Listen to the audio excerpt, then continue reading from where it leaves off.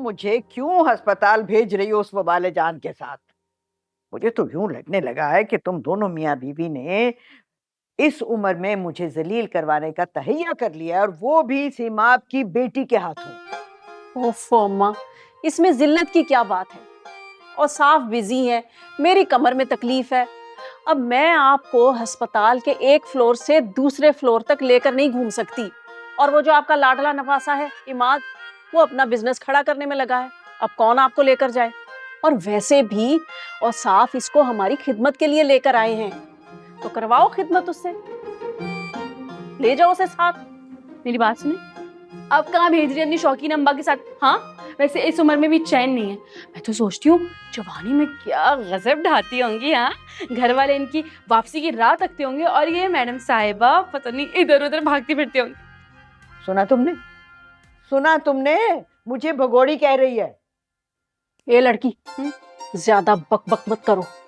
अम्मा ने हॉस्पिटल जाना है, लेकर जाओ, टेस्ट करवाने हैं। क्या?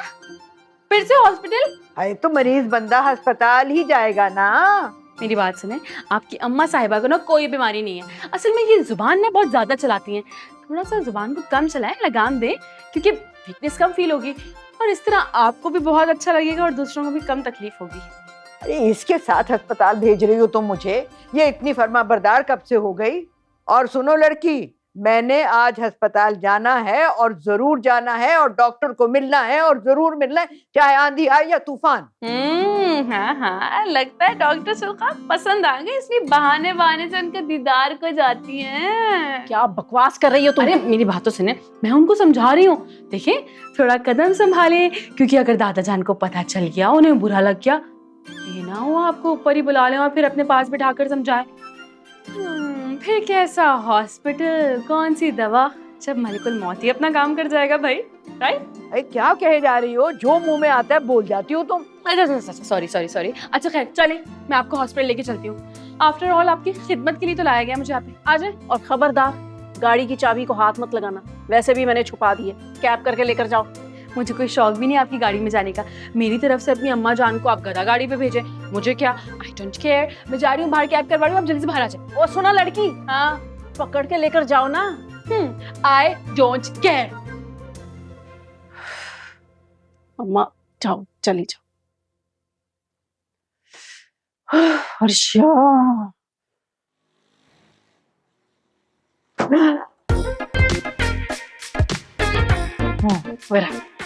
अरे लड़की रुक जा, रुक जा।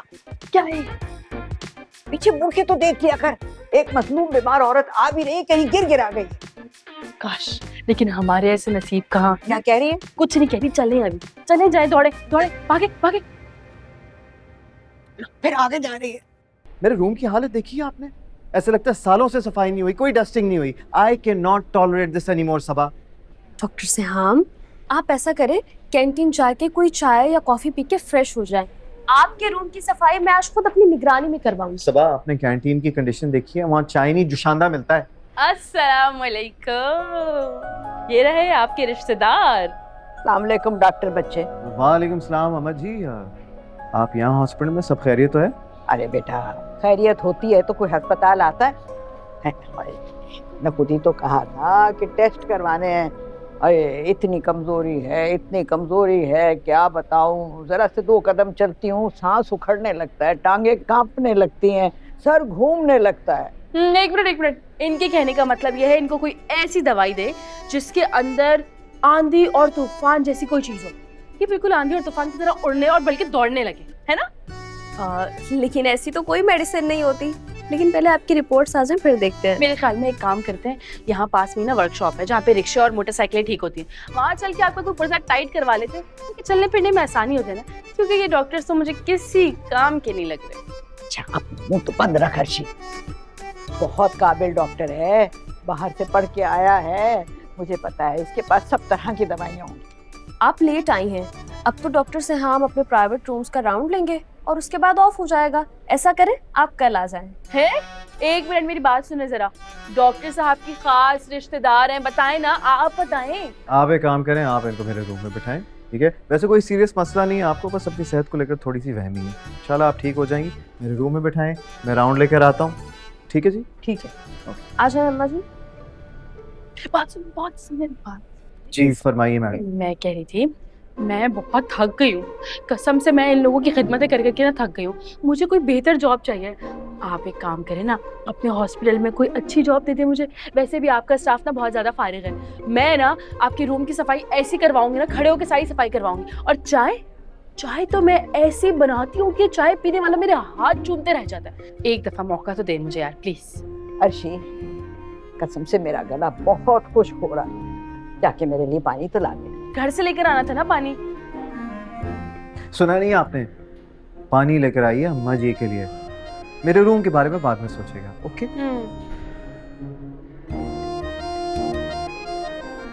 क्या कह रही थी? बहुत चालाक लड़की है, इससे बच के रहना, इसकी कोई बात मानना नहीं। मैं तो बहुत सेहतमंद थी, कसम से हिरन की तरह से छलांगे मारती थी, मगर इसकी मेहरबानी कि मुझे यहाँ अस्पताल पहुंचा दिया है। जहर मिला के खाने में खिला दिया मुझे। क्या आप सच कह रही? मेरा मतलब आपको पूरा यकीन है? हाँ, 100%। अरे अम्मा जी, ऐसी क्या मजबूरी आ गई कि ऐसी खतरनाक खातून को अपने साथ रखा हुआ है? हाँ, चलता करें ऐसे। बस क्या करूं, यूं समझो कि मैं तो कंबल को छोड़ती हूँ, लेकिन कंबल मुझे नहीं छोड़ता। खैर, अब तो सबकी नजरों में आ गई है, अब कुछ नहीं कर सकते। चलें ठीक है अम्मा जी, आप मेरे रूम में बैठे, मैं बस राउंड लेकर आता हूँ। ठीक है जी? ठीक है बेटा, हाँ, जीते रहो।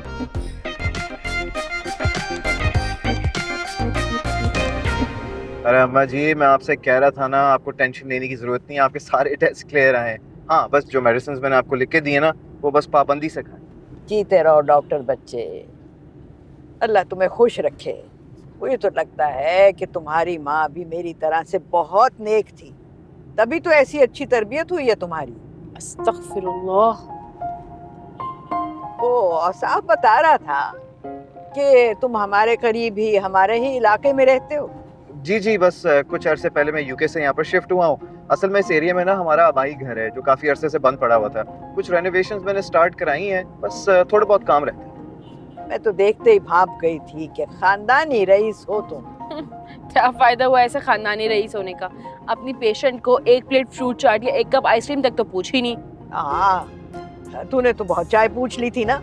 ओ भाई, मेरा मतलब है नानी जान, कैसे चाय पूछती? सिचुएशन याद है ना? डॉक्टर सुरखाब, मेरी बात सुने, अगली दफा ना जब नानी बिस्तर मर्ग पर मर रही होंगी ना, बिल्कुल तब मैं आपको बुलाऊंगी और अच्छी सी इलायची वाली कड़क चाय पिलाऊंगी, पक्का। वैसे अम्मा जी, एक बात कहूँ, आप मेरे साथ आइसक्रीम खाना पसंद करेंगी? बेटा, अगर तुम इतना इसरार करोगे तो जरूर खा लूंगी। ना तो की नहीं जाती। वैसे कौन सा फ्लेवर खाऊं आज, समझ नहीं आ रहा। आपकी शक्ल को देख के लग रहा है कि आपको पिस्ताशियो बहुत सूट करेगा। क्यों, शक्लों पे लिखा होता है कौन सा फ्लेवर खाना है? आपकी शक्ल पे तो लिखा हुआ है अभी इस वक्त। आपकी शक्ल के हिसाब से ना कोई फ्लेवर वैसे आता भी नहीं है। खड़ूस। मामा, मुझे बहुत सख्त भूख लग रही है, आप जल्दी से कुछ खाने का बना दें। एक तो मेरी औलाद को ना जरा भी ख्याल नहीं है मेरा।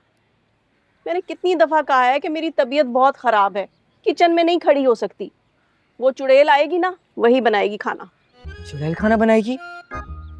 मतलब हमारे घर में चुड़ैल आना शुरू हो गई हैं? अरे भाई, मैं उस चुड़ैल की बात कर रही हूँ, वो जो चालाक लड़की है ना, वो।